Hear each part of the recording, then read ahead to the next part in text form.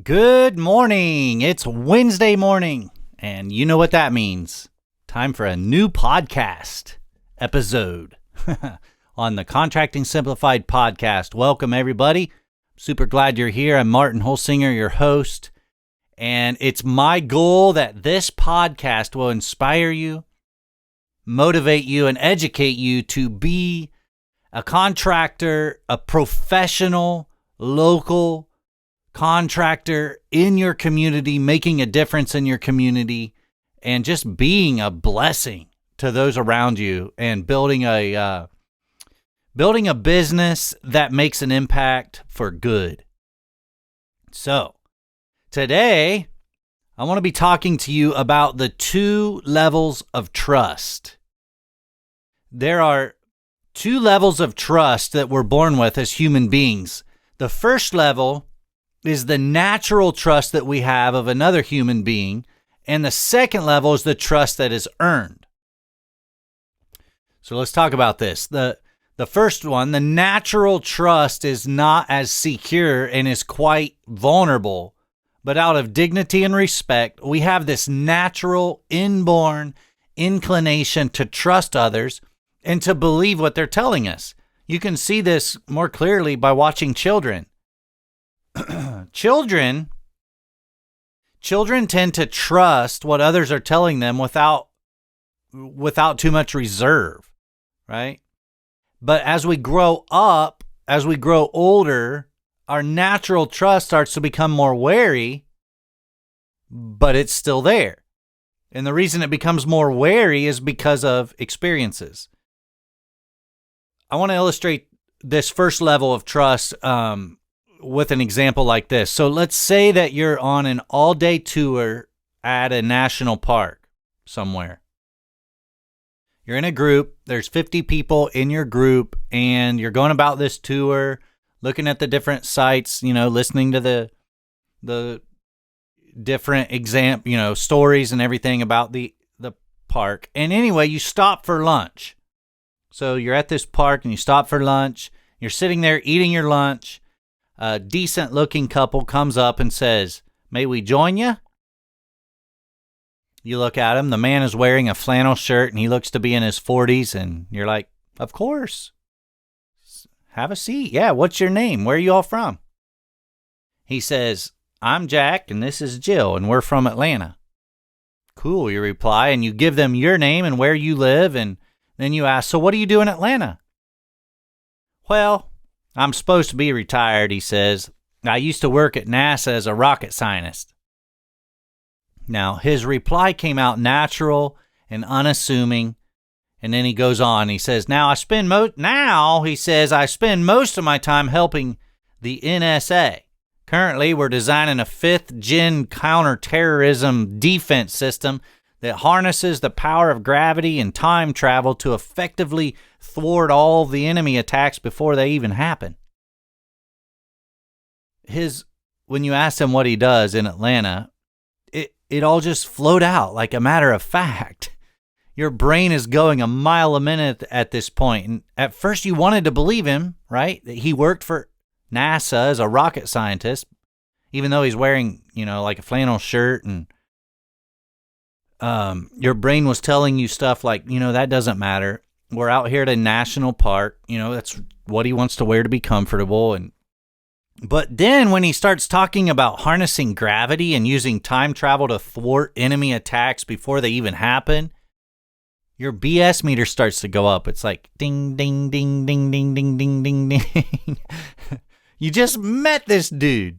I mean, you want to trust him. Right? You want to. You see what I mean? But, this scenario is totally extreme, but I tried to make it extreme to illustrate what I mean when I say at the first level, we trust people. We want to trust people. We want to believe them until they prove to us that they're not trustworthy or believable. So let's go on and look at it from a different perspective. What if his reply went like this? "Hi, I'm Jack, and this is my wife, Jill. We live in Atlanta. I build custom homes down there with my wife, Jill, here, and she helps me with interior design." flannel shirt, Southern twang, husband, wife, team. It's all adding up. It's totally believable at this point. Until you get more information from an outside source that tells you otherwise, you're probably going to believe this story, aren't you? You see, we want to trust people. Now, that brings me to the second level of trust. And that is that trust must be earned. My trust must be earned. Your trust must be earned. There's two levels of trust. The first level is we trust people, and the second level is trust must be earned. So at the first level of trust, we saw how we have this innate desire to trust people. But at this second level of trust, I'm proposing we actually do not want to trust people. Now, what do I mean by that? How can we want to trust people while at the same time not wanting to trust people? Doesn't make sense. Let me explain. We don't want to trust people because we don't want to get hurt. You see, as a child, we have a natural trust where we believe people. But then as we grow up and get older and get older and get older and get older, we have more and more experiences where we trusted people, but then that trust got broken and we got hurt. Because of the negative experiences in life, we've learned that trust can sometimes lead to getting hurt, and therefore we don't want to trust people, or at least we don't want to until it's earned so that we don't get hurt. So we put up these barriers of trust and we make people pass through them in order to earn our trust. It's natural. It's a natural defense mechanism. It's a strategy that we've contrived without even knowing that we're doing it. Let's go back to Jack and Jill. Let's think about them from a little bit different angle. Okay? You live in Atlanta, right? You live there. You and your wife decide to go out to a concert in the park. So you're sitting at the concert in the park, and there's this you're in your lawn chair sitting there, and there's this couple sitting beside you. And after some introductions, you ask, what do you do for a living? And he says that he builds custom homes. Now, your brain starts going fast. He doesn't know it. But you and your wife have been planning your dream home for 2 years now, and you're finally at that point where you're ready to find a local contractor who can build your dream home that you've been planning. So your mind is racing. You're like, could this be the one? Problem is, you just met this guy. You have no idea if he's telling the truth or not. Furthermore, how do you know if he's even has the ability to build the type of home that you're dreaming of? And how do you know what kind of quality he can produce? How do you know if he really is a contractor? How do you know if he will finish it on time? How do you know if he will finish it on budget? How do you know if he'll even finish it at all? The questions keep coming to your mind faster than you can even keep track of them. So you're sitting there and honestly, you simply don't trust this guy. At least not yet. You barely met. Now, do you see what I mean? If you were sitting there and you already had your dream home and, you were living there happy and the guy said, yeah, I'm a custom home builder, you'd be like, cool. Yeah, I believe that. I trust you. But it wouldn't matter. But when your dream house depends on it, trust must be earned. See? When you most likely will never see a person again, you have that natural level of trust that believes, for the most part, what someone is telling you.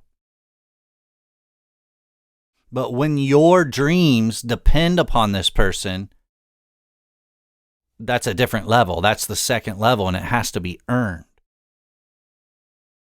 So we want to learn how to earn people's trust at that second level so that people will trust us to the point they will choose us and hire us to help them, to help their dreams come true. You got to realize this, that you might think I have this natural charisma and people like me. Therefore, everybody should trust me. Or you might say, I drive this really nice pickup. That should show or prove I'm trustworthy. Or whatever you think. I don't know. What I'm trying to do in this episode is to help you think There's two levels of trust. There's a natural level where people trust you, and there's this second level where people don't trust you. And it's not because of how you look or the truck you drive or anything about you. It's just that it's a second level, and people's dreams are depending on their trust. And so they want to make sure they get it right. And so they're going to make you pass through all the barriers they've learned how to put up so that when you come through on the other side, you're trustworthy. And they're willing to put their trust in your hands. See, when it comes to $1 million dream home, this is something people have been planning for a long time. It's going to be 24 months or 12 or whatever. It's going to be a super long time that they're going to be in disruption in their life. And they're inviting you into that process in their life. They're going to be trusting you each step of the way that you can help this portion of their dream get true. That portion, you're going to be able to solve these problems that arise in a good manner. And it's going to be for their benefit when it's done. It's going to be a mutual benefit. It's not just you.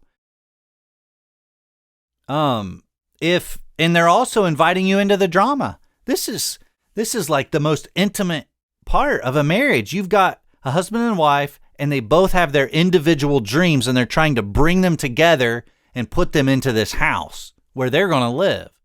So there's a natural up and down emotional roller coaster that they're going to go on, and they're going to have squabbles. They're going to have times where tension is running high, and there's a lot of emotion happening within this marriage. And they're saying, we're going to invite this dude into that, and where you're going to be watching them. You're going to be observing them at their marriage, at their most intimate level there. And they're and watching all that tension. And they have to say, I trust you. I trust you to come in, spend that amount of time with us, watch us go through our lowest moments, and still we're going to give you a check at the end of the day and pay you to enter all that drama in our lives. And that is a huge level of trust. So, yeah, there is a natural trust that they have, but that's the first level. The second level says, I don't want to mess this up, I don't want this contractor dude to screw up our marriage or screw us over. So they're going to make you pass through these barriers. So that's bringing us to the end of this episode, but I want you to be thinking about this. What can you do to build a solid foundation of trust so that people will trust you? And guess what? What you do today after you finish listening to this episode for the rest of the day is going to be foundation stones that you're laying that determine what kind of trust people are going to have in you. What you do tomorrow and the next day and the next and next week and next month and next year. See, from now on, what you do, how you live, how you think, how you act, how you respond, what your motives are for the decisions that you make, how you treat your employees, on and on and on. The decisions that you make are going to be laying foundation stones that will have an impact on whether you make it through these barriers that people put up or not. I don't know. Is this making sense? You haven't even met this couple yet. They're out there. They're dreaming of their project. And you're over here trying to build your business. And you have this pride in your business, and you think, well, people will naturally trust me. They'll naturally like me. But no, they won't. They have their own life full of drama and full of dreams. They're not going to just invite you into that mess without, first of all, trusting you. So they're going to make you pass through all those barriers. So what you're doing now and what you're doing this week and what you're doing next week is laying foundation stones that are either going to help you make it through those barriers or not. So if you're wanting to build trust in the minds of your ideal client, it starts now, because you're going to have to get to that second level where they trust you no matter what. Okay? So what are you going to do? How are you going to respond to that? The 2 levels of trust, that's what this episode is all about. 2 levels. First level, people naturally trust you. The second level is they don't. And they're going to make you earn it. Okay? So from now on, be thinking about, how can I earn people's trust by the way that I live, act, think, my motives, and so on. Hopefully we can dig into that more deeply later. But for today, my main goal was to help you understand, to see and understand that there's 2 levels of trust. All right, I'm going to wrap it up with that. So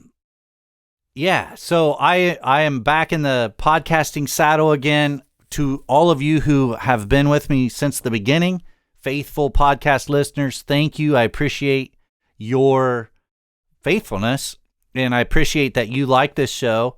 But I also really appreciate hearing from you. So if you ever want to, feel free to send me either a DM on Instagram, or I believe you can reach me at email, help@contractingsimplified.com. And again, my goal here is to inspire, motivate, and educate you to be a professional local contractor who's making a difference in your community for good.